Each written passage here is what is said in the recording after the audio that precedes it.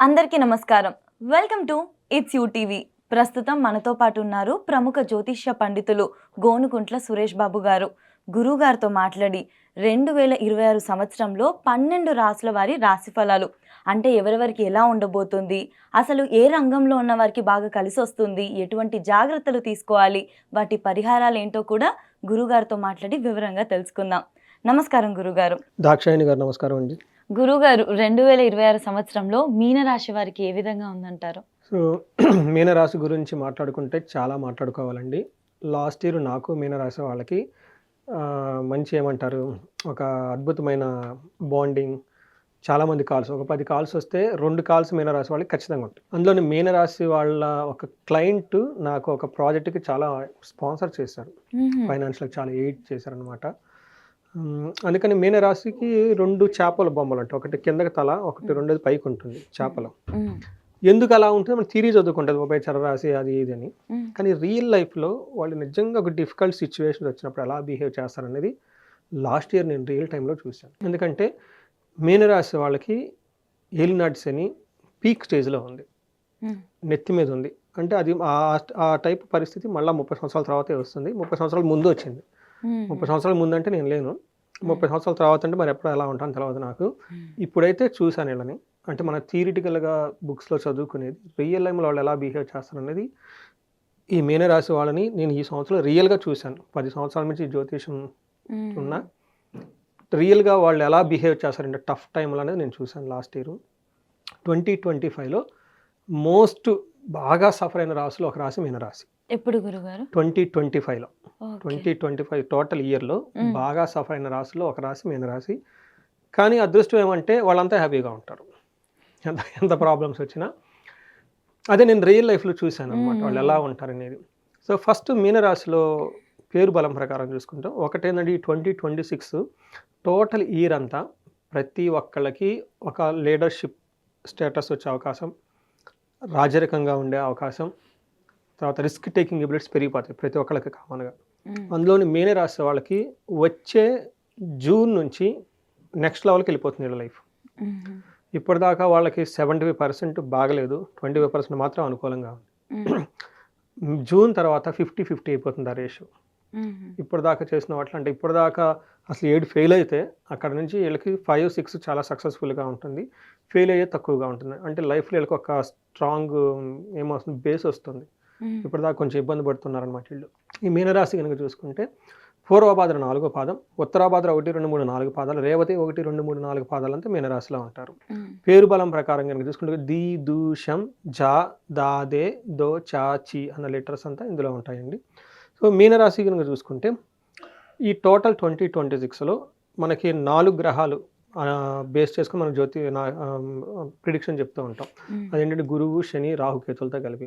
అయితే ఇక్కడ ఈసారి ఈ టోటల్ ఇయర్లో ఒక గురువు మాత్రమే మారుతున్నారండి, అది కూడా మనకి జూన్లో మారుతున్నారు. ఈ జూన్లో గురువు మారుతుంది, వీళ్ళకి అదృష్టం మారుతుంది, తర్వాత మారిపోతుంది. ఇప్పటిదాకా స్ట్రగుల్స్ పడిన దాని నుంచి నెక్స్ట్ లెవెల్కి కంఫర్ట్ జోన్లోకి వచ్చేస్తారు. అంటే థింగ్స్ వీళ్ళ చేతిలో ఉండి కంట్రోల్ వస్తుంది వీళ్ళకి. ఇప్పటిదాకా అలా లేని పరిస్థితి నుంచి ఉన్నతంగా స్థితికి అయితే వెళ్ళిపోతారు. అందరికన్నా నేను చెప్పను, కొంతమంది వాళ్ళ దశాభుక్తి బాగుంటే బాగుండి ఉండొచ్చు, కొంతమంది వాళ్ళ దశాభుక్తి సరిగా లేకపోతే ఇంకా బాగా సఫర్ అయ్యి కూడా ఉండొచ్చు. నాకు దగ్గరికి బాగా సఫర్ అయిపోయి డైవర్స్లు అయిపోయి సూసైడ్లు అన్న వాళ్ళు కూడా వచ్చిన వాళ్ళు ఉన్నారు. లేదండి నాకు బాగానే ఉందండి, కాకపోతే మీరు చెప్పిన వీడియోస్ అవి విన్నామండి, ముందుగా ప్రికాషన్ కొన్ని పూజలు చేసుకుంటున్నాము. వీళ్ళు ఇంటెలిజెంట్ కస్టమర్స్. మనకు చేపలు ఉంటాయి కదండి, చేపలు 3 రకాల చేపలు అండి, మతి, మందమతి, సుమతి అన్నట్లు. ఈ క్లయింట్లు కూడా చాలామంది ముందు అడ్వాన్స్డ్గా రాశి ఫలాలు తెలుసుకొని ముందుగా ప్రికాషనర్గా పూజలు అన్నీ చేయించుకుంటూ ఉంటారు. చూడండి వీళ్ళు ఏమన్నారు, కొంతమంది బాగా సఫర్ అయ్యి ఇబ్బంది పడిపోయి లాస్ట్లో వస్తారు అంతా అయిపోయిన తర్వాత. అందుకని చెప్పేసి మనం వీళ్ళకి ఫుల్ ఇయర్లో కనుక చూసుకుంటే మనకి మహర్షుల సంస్కృతంలో ఏం చెప్తారంటే సూక్ష్మ గోచరం, లఘు గోచరం ప్రకారం జన్మ రాశిలో శని ఉండటంతో నానా రోగ శుచం, అంటే వివిధ రకాలైన ప్రాబ్లమ్స్ని, దుఃఖాలు వీళ్ళకి వస్తూ ఉంటాయి అని మనకు చెప్తూ ఉంటారు. రెండోది గురువు వీళ్ళకి జూన్ వరకు క్లేశం, బంధువులతో వీళ్ళతో గొడవలే అవకాశం ఎక్కువగా ఉంటుంది. అయితే జూన్ తర్వాత పుత్ర ధనాప్తి, జూన్ తర్వాత గురువు వీళ్ళకి పుత్ర సంతానాన్ని ఇవ్వటం, లేదంటే మ్యారేజ్ కానీ వాళ్ళకి మ్యారేజ్ అవ్వటం, ధనం రావటము, ప్రమోషన్లు రావటం, ఇవన్నీ జరుగుతూ ఉంటుంది. ఆల్రెడీ కేతు 6వ ఇంట్లో ఉండటం వల్ల ధన సంపాదన ఇస్తూ ఉన్నారు. 5th హౌస్లో వీళ్ళకి 12th హౌస్లో రాహు ఉండి ఫారిన్ కనెక్షన్స్, ఫారిన్ వెళ్ళాలనుకున్న వాళ్ళకి యోగ్యతకరంగా ఉంది. కానీ రాహు వాళ్ళకి 12th హౌస్లో ఉండి విపరీతంగా ధనాన్ని కూడా ఖర్చు పెట్టిస్తూ ఉంటారు. ఇప్పుడు మన సమరీ కనుక చూసుకున్నాం అనుకోండి, ఎలా ఉందంటే 2 గ్రహాలు బాగా సపోర్ట్ ఇస్తున్నాయి, 2 గ్రహాలు కొంచెం యావరేజ్గా ఉన్నాయి అని చెప్పాలి. బాగా సపోర్ట్ ఇచ్చే గ్రహం జూన్ తర్వాత గురువు, బాగా ఇబ్బంది పెట్టే గ్రహము శని. మిగతా రాహుకేతువులు వచ్చేప్పటికి మిక్స్డ్గా ఉన్నారు, పర్లేదని మనం చెప్పుకోవచ్చు అనమాట. మనకి ఏమవుతుందంటే వీళ్ళకి మీకు ఇందాక చెప్పిన విధంగా 10 కాల్స్ వస్తే 2 కాల్స్ ఖచ్చితంగా ఇలా ఉంటాయి మీనరాశి వాళ్ళవి. చాలా రకరకాల ప్రాబ్లమ్స్ అన్నీ చెప్తూ ఉంటారు. బట్ ఏ ప్రాబ్లం చెప్పుకున్నా వాళ్ళకి ధన ప్రవాహం ఉండదు. జాబులో చాలా ప్రెషర్గా ఉంటుంది. ఆ జాబ్ ఉంటుందా పోతుందా అన్నట్టు ఉంటుంది. వీళ్ళ చుట్టూ జనాలు వీళ్ళని ఖచ్చితంగా వీళ్ళని మోసం చేసే వాళ్ళు దొరుకుతారు. మంచోళ్ళు ఎవరు వీళ్ళు చుట్టూ ఉండరు. ఉన్నా వీళ్ళని ఖచ్చితంగా మోసం చేసి పోతూ ఉంటారు. నెక్స్ట్ అవమానాలు, విపరీతంగా అవమానాలు ఉంటుంది. అయితే రిలేషన్షిప్ వ్యవహారాలకు వచ్చేస్తే అన్నీ బ్రేక్ అయిపోతాయి. ఇంక్లూడింగ్ కొంతమందికి మ్యారిటల్ ఇష్యూస్ కూడా చాలా విపరీతంగా వచ్చేస్తూ ఉంటాయి. సో ఇవన్నీ రియల్ లైఫ్లో నా కేసులు. కొంతమంది బిజినెస్ చాలా సక్సెస్ఫుల్గా రన్నింగ్ అయ్యి బిజినెస్లు షట్ డౌన్ చేసిన వాళ్ళు ఉన్నారు. అప్పటిదాకా ఒక వెలిగిన వాళ్ళు వీళ్ళ మాట ఎవరు వినకుండా పోవటం, ఇలాంటి పరిస్థితులు చాలామంది ఫేస్ చేస్తున్నారు. అంటే మనకి ఎక్స్ట్రీమ్ కేసెస్ ఇవన్నీ మీనరాశి వాళ్ళకు ఉన్నాయి. బట్ అందరికి ఉంటుందని అయితే నేను చెప్పను. అలా ఎందుకు ఉంది లాస్ట్ ఇయర్ అనుకుంటే, లాస్ట్ ఇయర్ మనకి ఏ గ్రహం వీళ్ళకి అనుకూలంగా లేదు, ఏ గ్రహం కూడా అనుకూలంగా లేదు. అందులోనూ ఒక్క కేతు తప్ప మిగతా గ్రహాలు ఏది అనుకూలంగా లేదు. అయితే 7 గురువు అనుకూలంగా రావడంతో పరిస్థితి చాలా ఇంప్రూవ్మెంట్ వచ్చే అవకాశం ఉంది. ఇంకొక ముఖ్యమైన విషయం, నేను ఇందాక చెప్పిన మొదట్లో ఈ రాశి వాళ్ళకి 2 చేపలు, ఒకటి కిందకి ఒకటి పైకి ఉంటుంది. రియల్ లైఫ్లో నేను లాస్ట్ ఇయర్ చూశానని వాళ్ళ బిహేవియర్ ఎలా ఉంటుంది అనేది. ఓ క్లయింట్ అమెరికాలో పెద్ద బిజినెస్లు చేస్తూ ఉన్నారు. ఒక 40 అవుట్లెట్స్ ఉన్నాయి వాళ్ళకి బిజినెస్. కొన్ని కారణాల వల్ల 18 వితిన్ 3-4 మంత్స్లో క్లోజ్ చేసేసారు.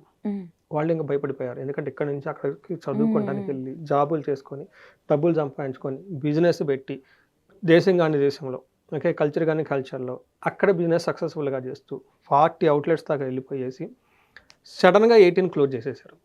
దాంతో భయపడిపోతారు. ఎవరికైనా భయం వస్తుంది, అసలు మిగతా కూడా ఉంటుందా పోతుందా అన్న టైంలో అసలు నా వీడియో ఒకటి చూసి ఇవన్నీ నేను చెప్పిన అందులో ఉన్నాయని కనెక్ట్ అయ్యి ఇమీడియట్గా నాకు కాల్ చేసి వచ్చారు.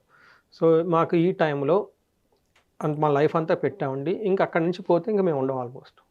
ఇండియా కూడా వచ్చి ఏం చేయలేము, చదవదు. మేము ఎట్టి పరిస్థితుల్లో ముందుకు వెళ్ళిపోవాలి. ఆగటానికైతే ఖచ్చితంగా అవసరం లేదండి. ఏం చేయాలని అంటే నేను చెప్పాను, ఖచ్చితంగా సొల్యూషన్ అయితే ఉంది, పరిష్కారం అయితే ఉంది. మీరు టైం స్పెండ్ చేయాలి, నా మీద నమ్మకం ఉండాలి. ప్లస్ అది మనకు డబ్బుతో కూడా కూడుకుందండి అంటే, లేదండి మేము ఏదైనా మీరు చేయండి, మేము మనీ స్పాన్సర్ చేస్తాం.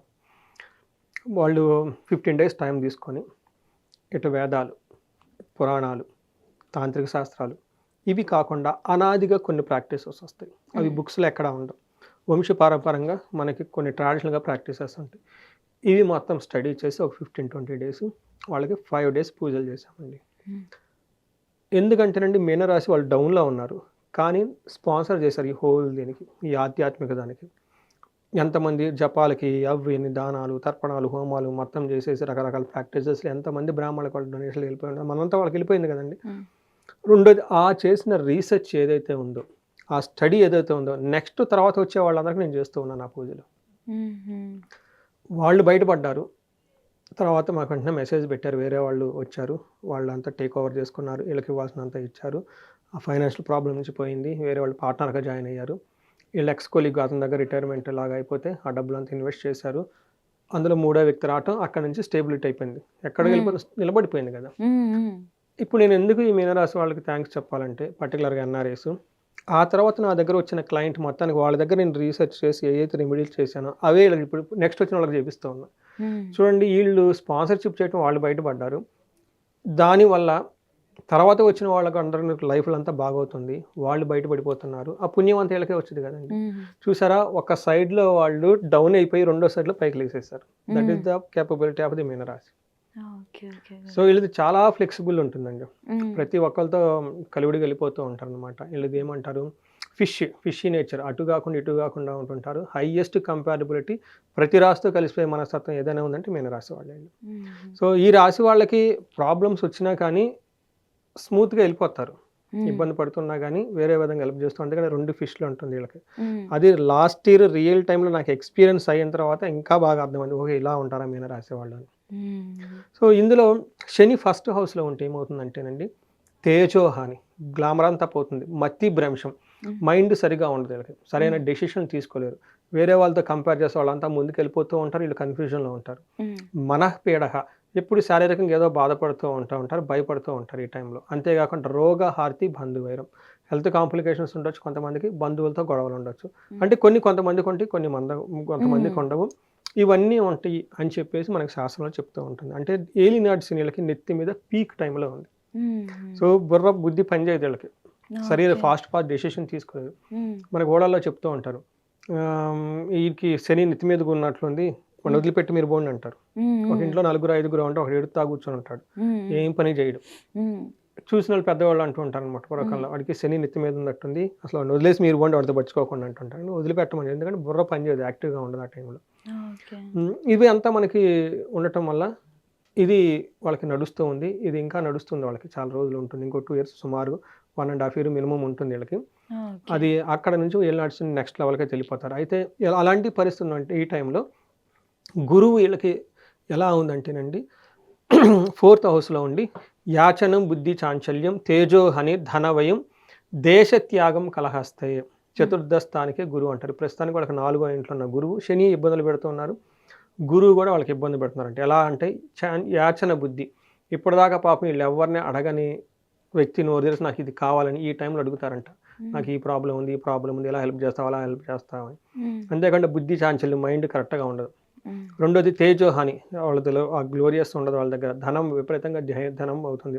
దేశ త్యాగం, ఈ టైంలో ఉన్న ప్లేస్ని వదిలిపెట్టేసి వేరే ప్లేస్కి వెళ్ళిపోతారు, ఇంట్లో ఉండకుండా దూర ప్రయాణాలకు వెళ్ళిపోతూ ఉంటారు అనమాట. బంధువుల వల్ల ఇబ్బంది, ఆందోళనలు, మోసపోవటం, నష్టపోవటం, ఇవన్నీ జరుగుతుంటాయి. అంటే కటు శని బాగలేదు, వీళ్ళకి గురువు బాగలేదు.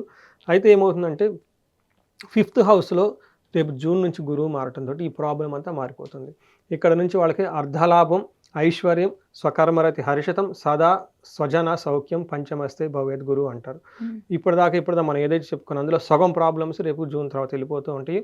గురువు రావటంతో ఆర్థికంగా లాభం ఉంటుంది, ధైర్యంగా ఉంటారు, ఏదైనా పని చేస్తే అందులో మంచి రిప్యుటేషన్ వస్తుంది, సదా స్వజన సౌఖ్యం, వాళ్ళు బాగుంటారు, వాళ్ళ చుట్టూ ఉన్న వాళ్ళు కూడా బాగుంటారు అని చెప్పేసి మనకు శాస్త్రంలో చెప్తూ ఉందండి.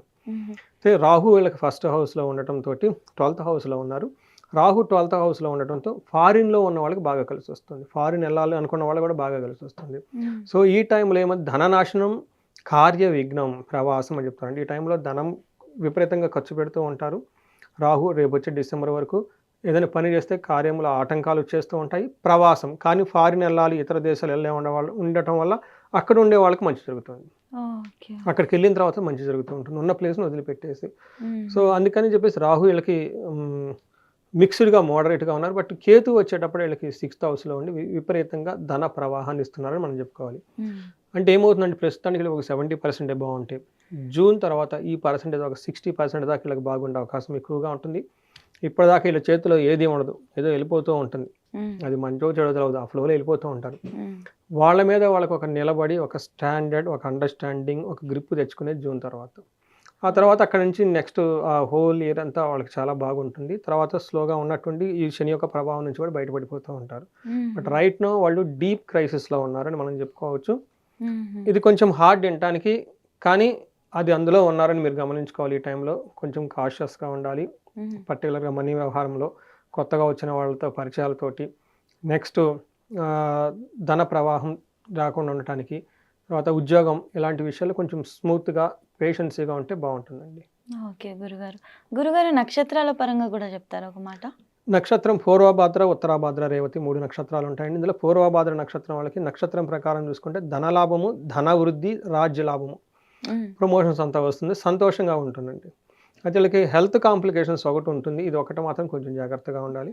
అయితే ఉత్తరాభాద్ర నక్షత్రం వాళ్ళకి వీళ్ళకి సంతోషం ఉంటుంది, రాజ్యలాభం ఉంటుంది, ధనలాభము, సుఖము, హెల్త్ బాగుంటుంది.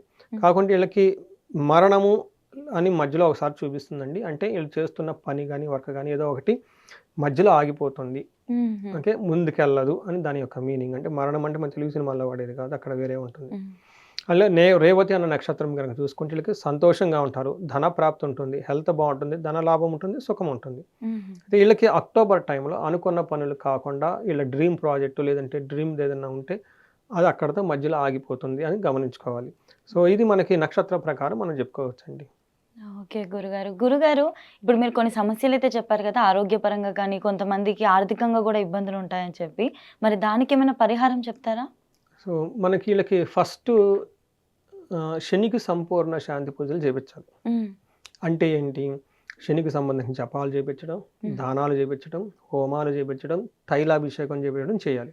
హ్మ్. ఇది వాళ్ళు చేసుకోలేరు. ఖచ్చితంగా దగ్గరలో ఉన్న శివాలయానికో, ఎక్కడికి గుడికెళ్ళేసి అక్కడ బ్రాహ్మణుల్ని లేకుంటే మనకి పూజారులను గానీ వాళ్ళని అడిగేసి పురోహితం చేసేవాళ్ళు ఉంటే వాళ్ళకి ఇలా నాకు ఈ జపాలు చేయాలంటే వాళ్ళు చేసి పెడతారు.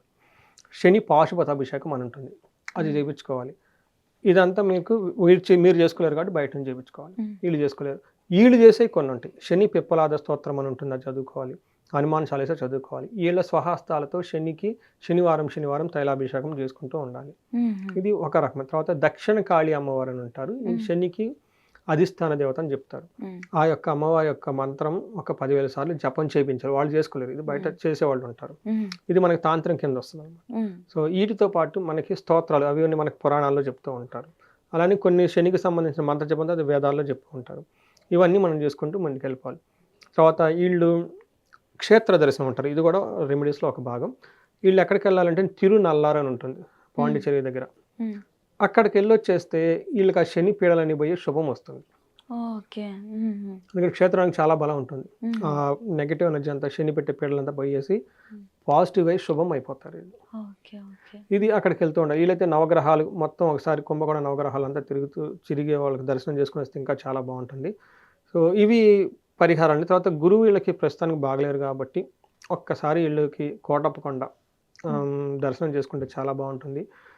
ఆశ్రమాలు తిరగటం, లేదంటే గురువులకి ఏదన్నా దానం చేయటం ఇవన్నీ చేస్తూ ఉంటే నెగెటివ్ ఎనర్జీ అంతా పోయి చాలా చక్కగా ఉంటుందండి. సో, ఇవి మనకి పరిహారాలు అనుకోవచ్చు. బట్ ఇండివిడ్యువల్‌గా హ్మ్. ఎవరైనా మా క్లయింట్ ఇందాక అమెరికా నుంచి చేసిన విధంగా వాళ్ళకి స్పెసిఫిక్ ప్రాబ్లమ్ ఉంటుంది. బిజినెస్ ఎతకకుండా మధ్యలో ఆగిపోయి ఉంటుంది. హ్మ్. ధన ప్రవాహం కావాలి కాబట్టి స్వర్ణలక్ష్మి విశేష హోమం. కొంతమందికి సీరియస్ హెల్త్ కన్సర్న్ ఉంటుంది. వాళ్ళకి మహామృత్యుంజయ హోమము లేదంటే అభిషేకం చేపించుకోవటం. విపరీతమైన శత్రుబాధలు ఉంటాయి. వాళ్ళకి చండీ హోమం, చండీ పారాయణం చేసుకోవటం. ఇలా ఇంకా చాలా అండి. వాళ్ళకి పెళ్లి కాదు. చాలా లేట్ అవుతూ ఉంటుంది. సుందరాకాండ పారాయణం, రుక్మిణి కళ్యాణ పారాయణం ఇవన్నీ చేసుకుంటూ ఉంటే చాలా బావుంటుంది. విశ్వావసు గంధర్వరాజ హోమం అని ఒక హోమం ఉంటుంది. హ్మ్.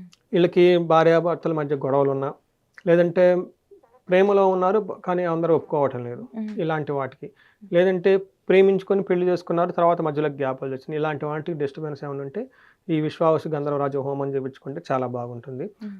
ఇవంతా మనస్పర్ధలన్నీ పోయి అన్యోన్యంగా ఉండే అవకాశం చాలా ఎక్కువగా ఉంటుందన్నమాట. హ్మ్. ఇలా ఏదైనా గనుక ఈ రాశి వాళ్ళకి ఇండివిడ్యువల్‌గా వాళ్ళకి ప్రాబ్లమ్ ఉంది అని మన దగ్గరకొస్తే హ్మ్. వాళ్ళ జాతకం చూసి హ్మ్. ఈ శని పెట్టే బాధల నుంచి మిగతా బాధల నుంచి త్వరగా ఉపశమనం వచ్చే విధంగా సరైన కార్యక్రమాలన్నీ చేసి హ్మ్. వాళ్ళకి జీవితంలో 10 అంతలు ముందుకెళ్ళే అవకాశం మనం కల్పించొచ్చండి పూజల ద్వారా. ఓకే గురుగారు. ఓకే. ఈ రాశి వాళ్ళు మనకి 2026లో చాలా అద్భుతంగా రాణించాలని, ఈళ్ళకి అష్టైశ్వర్యాలు భోగభాగాలు కలగాలని చెప్పేసి మనం కోరుకుందామండి. ధన్యవాదాలు గురుగారు. నమస్కారం అండి.